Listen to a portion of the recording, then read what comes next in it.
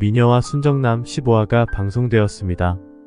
앞서 박도라는 엄마 백미자의 도박 피 때문에 집과 건물이 날아갈 지경에 이르고 피투라는 오명으로 사회적으로 평판이 땅에 떨어졌었는데요. 엄마 백미자는 박도라가 어렸을 때부터 도박에 빠져 어린 자식들을 내팽개치고 밤마다 도박장을 돌아다니며 사람들과 어울리고 돈을 물쓰듯 하였고, 도박으로 생긴 빚을 또 도박을 해서 갚으려는 반복적인 생활을 박도라가 성인이 되고 사회적으로 인지도가 높은 사람이 되었음에도 계속해서 결국 박도라의 앞날에 아무런 도움이 되지 않는 막 나가는 엄마가 되어버렸습니다. 현재 박도라의 집과 건물이 대출만 90%를 차지하고 도라 엔터테인먼트의 신용대출만 30억인데다가 박도라의 통장까지 마이너스 통장이 된 지 오래라 자그마치 대출만 33억에 피투 때문에 새로 계약한 광고들이 다 무산이 되고 위약금을 100억이나 물어야 하는 등 제 아무리 오뚜기 같이 절대 기죽지 않고 10번 쓰러져도 다시 일어나는 박도라였다고 해도 이번 일만큼은 혼자 힘으로 감당하기 어려울 만큼 파산한 지경이 되었습니다. 집이 경매로 넘어갈 처지에 이르자 백미자는 박도라에게 누드 촬영을 제의하게 되는데요. 젊은 시절의 아름다운 모습을 간직하는 의미 있는 일이라면서 애써 박도라를 설득하면서 한번 촬영 후 20억을 준다며 박도라에게 사정을 하였습니다. 지금 박도라는 다시 회생하여 엄마의 빚을 갚고 싶어도 광고도 들어오지 않고 큰 돈을 벌 수 없는 입장이라 누드 촬영이 죽기보다 싫지만 거절할 수 없는 자신을 깨닫게 되었습니다.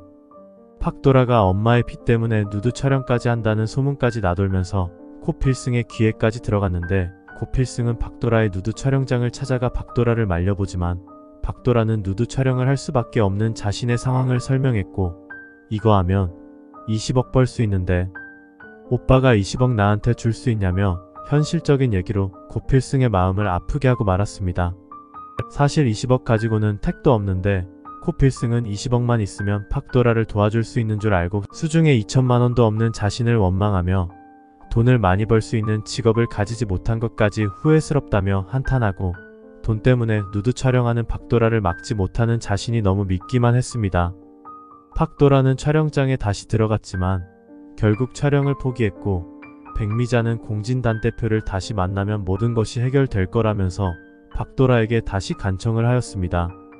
박도라가 파산에 이른 것도 사실 공진단이 박도라가 자신에게 돌아오게 하기 위해 모든 광고주를 압박하여 박도라가 활동하지 못하게 하였고, 도박빚이 많은 백미자는 수입이 없어 채권자들에게 이자를 갚지 못해 결국 파산하고만 것인데요. 박도라가 공진단과 잘 돼서 결혼만 한다면 지금 깔려있는 수백억 빚을 갚을 수 있는 것은 물론 공진단의 미움도 사라져 박도라의 앞날은 승승장구할 것이기 때문에 이깟 20억 누드 촬영을 하느니 공진단과 다시 만나는 게 낫지 않냐며 박도라에게 마지막 선택을 강요한 것이나 다름없었습니다.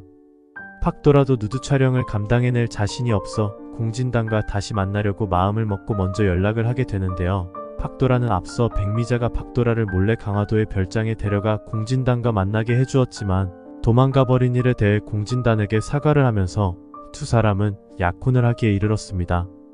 이에 공진택은 사회적으로 물의를 일으킨 박도라가 공진단과 결혼을 하면 APP그룹의 이미지가 어떻게 되겠냐며 반대를 하였고, 약혼 기사가 오보였음을 정정보도 내라고 공진단에게 종용하였지만 공진단은 마이너스 되는 회사 이미지 값이 얼마냐며 그거 자신이 다 갚겠으니 다 큰 어른의 개인 연애사에 감나라 배나라 간섭하지 말라며 일축해버렸습니다.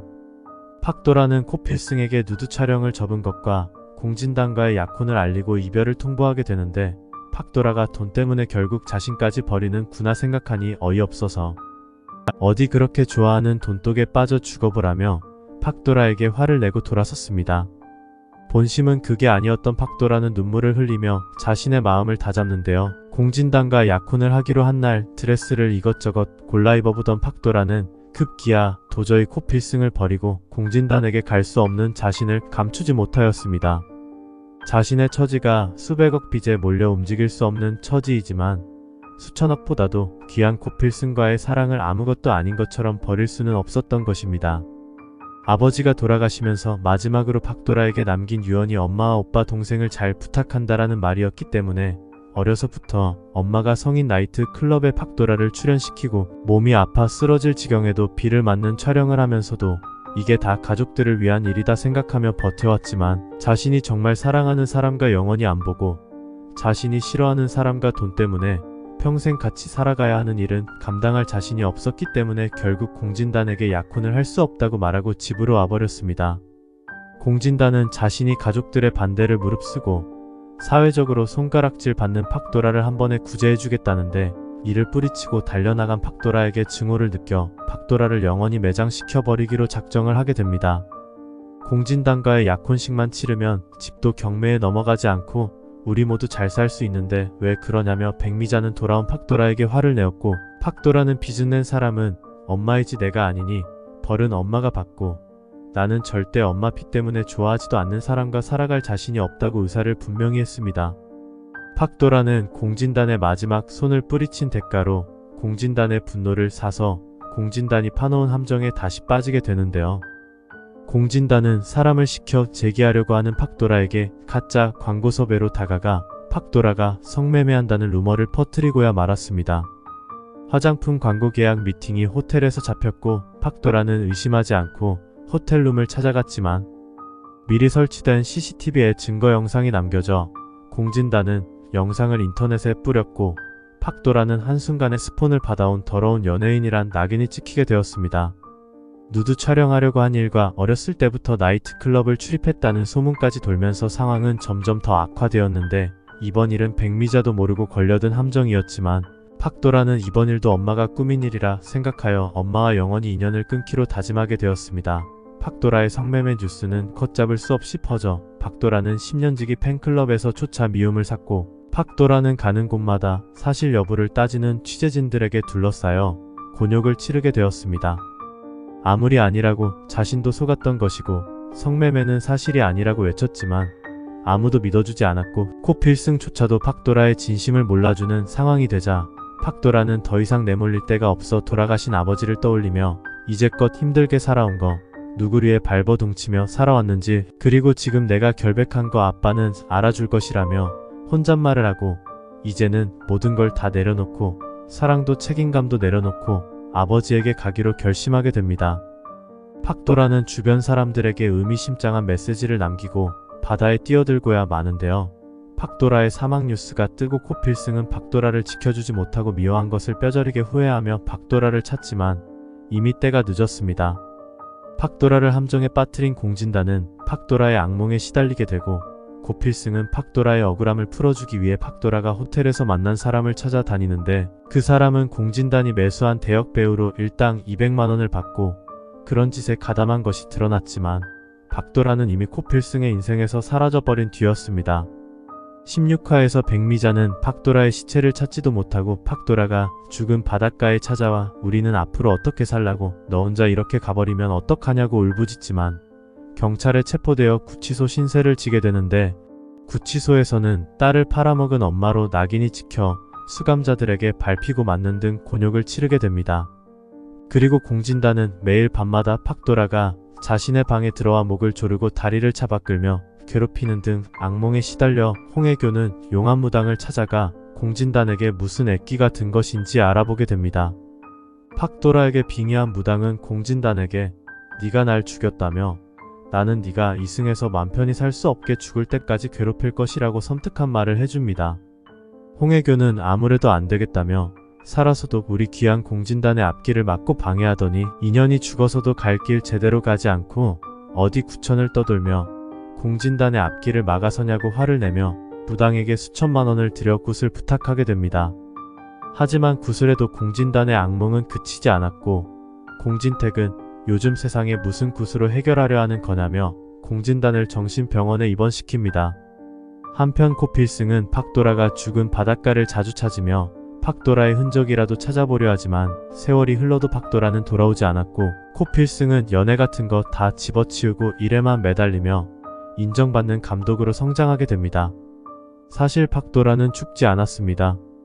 주인공이니 초반에 죽을 리가 만무하고 팍도라는 아버지에게 가기로 하고 바다에 몸을 던졌지만 하늘에서 아버지가 팍도라를 너무 가엾게 생각하였는지 팍도라가 가족을 잊어버리고 새로운 삶을 살 수 있는 기회를 한 번 더 준 것 같습니다.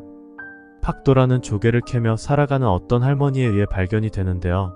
그 할머니에게는 지영이라는 손녀가 있었고 지영이는 오래전에 바닷가에서 실종이 되었습니다. 지영이가 실종이 된 후 정신을 놓은 할머니는 지영이가 조개를 그만 캐고 빨리 집으로 돌아올 날을 계속 기다리고 있었던 것입니다.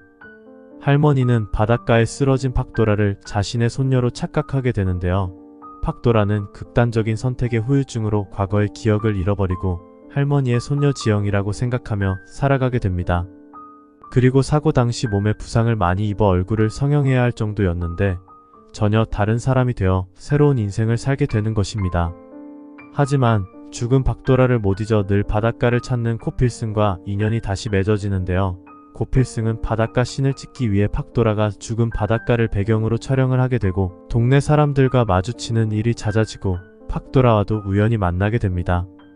팍도라는 기억은 잃었지만 고필승에게 호감을 느끼게 되고 고필승은 얼굴이 바뀐 팍도라를 알아보지 못하지만 팍도라 특유의 분위기를 지영이라는 사람에게서 느껴 자꾸 끌리는 자신을 보게 되고 팍도라를 생각해서 지영이에 대한 마음을 애써 밀어내려고 해보지만 자꾸 지영이 생각이 납니다. 두 사람은 돌고 돌아 그렇게 또 인연이 되는데요.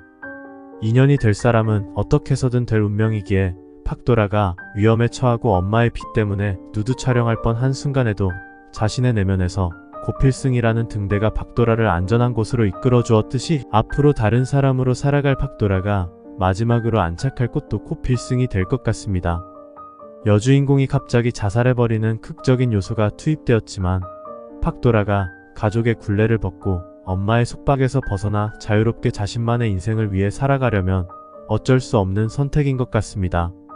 팍도라의 성격상 아무리 나쁜 엄마라도 모른 척할 수 없고 오빠 동생 때문에 다시 엄마의 울타리로 들어갈 것이 뻔한데 자의는 아니지만 다시 주어지는 삶으로 행복해지면 좋겠습니다. 만약 기억을 잃지 않고 의도적으로 성형수술해서 가족을 등지고 수년간 살아온 설정이라 해도 팍도라를 이해할 수는 있을 것 같은데 그런 마음이면 애초에 자살하려고 하지도 않았겠죠. 16화에서 어떤 스토리가 이어질지 다시 등장하는 팍도라는 어떤 사람이 되어 있을지 궁금해집니다. 미녀와 순정남 16화 본방 사수해주세요. 시청해주셔서 감사합니다.